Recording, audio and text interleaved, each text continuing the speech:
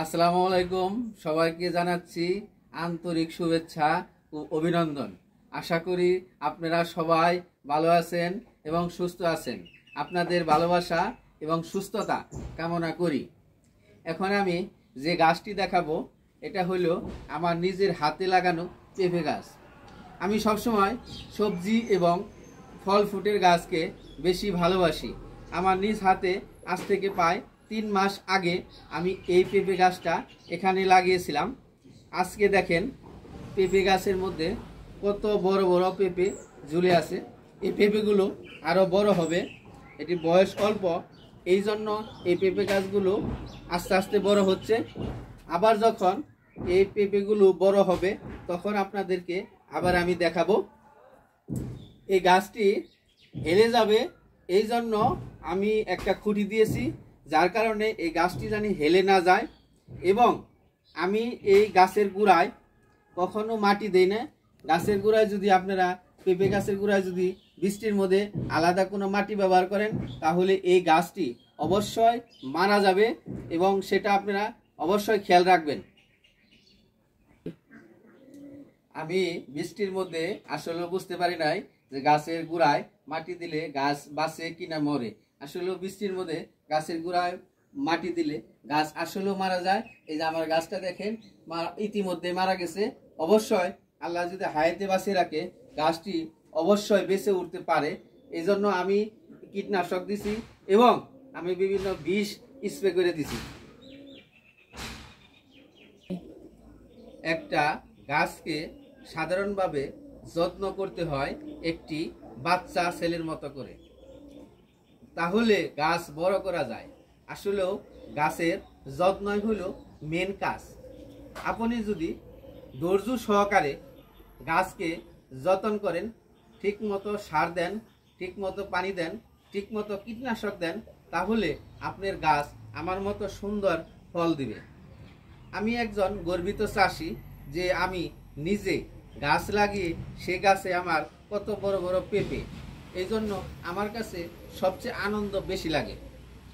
টাকা দিয়ে তো বাজার থেকে শত পেঁপে কিনে খাওয়া যায়, এরকম নিজে গাছ বুনে নিজের গাছের পেঁপে খাইতে যে কি মজা সেটা আমার মতো ছোট চাষি যারা আছে, গাছ প্রেমিক আছে, যারা বৃক্ষপ্রেমিক আছে, তারা বুঝে, অন্য কেউ বুঝবে না। এই যে দেখছেন উপরে কি সুন্দর পেঁপে, ছোট পেঁপে ধরে আছে। এগুলোকে আমি বিষ দেই, কীটনাশক না দিলে এগুলো মরে যাবে। এই দেখেন অলরেডি একটা মরে গেছে, এই দেখেন একটা মরে গেছে কীটনাশক না দেওয়ার কারণে। ঠিক মতো কীটনাশক দিলে এগুলো একটা ছোট পেঁপেও মরবে না, সবগুলোতে পেঁপে আসবে। এই দেখেন আমি যখন সময় পেয়েছি তখন কীটনাশক দিয়েছি, দেখেন কি সুন্দর হয়েছে। আমার পেঁপেগুলো অসাধারণ। এগুলো কোন জাতের পেঁপে আপনারা দেখে বুঝতে পারবেন। এগুলো অনেক বড় বড় পেঁপে হয়। এগুলো একটা পেঁপে 3 থেকে 3.5 কেজি ওজন হয়ে থাকে। এই পেঁপেগুলো অতি চমৎকার এবং অতি সুস্বাদু। এর পেঁপের ভিতরে কালারটা একেবারে সিঁদুর কালারের মতো হয় এবং দেখতে অনেকটা লোভনীয় হয়।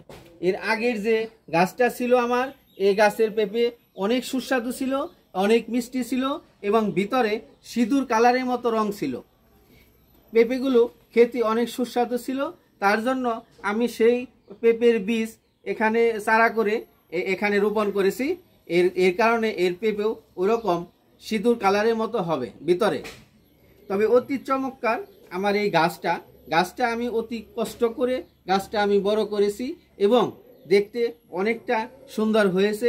আপনারা মতামত জানাবেন, কার কাছে কেমন লাগলো অবশ্যই আমাকে কমেন্টের মাধ্যমে জানাবেন। যারা আমার মতো এরকম পেঁপে চাষ করতে চান তাহলে আপনারা ভালো জাতের পেঁপের চারা নির্বাচন করবেন, তারপরে আপনারা এরকমভাবে পেঁপে লাগাবেন। বাড়িতে 20টা 30টা গাছের প্রয়োজন নেই, আপনার মাত্র 2 থেকে 5টা গাছ হলেই যথেষ্ট। এই গাছগুলোতে 12 মাসই ফসল দিবে এবং এর ফল খুবই সুস্বাদু এবং মিষ্ট হয়ে থাকে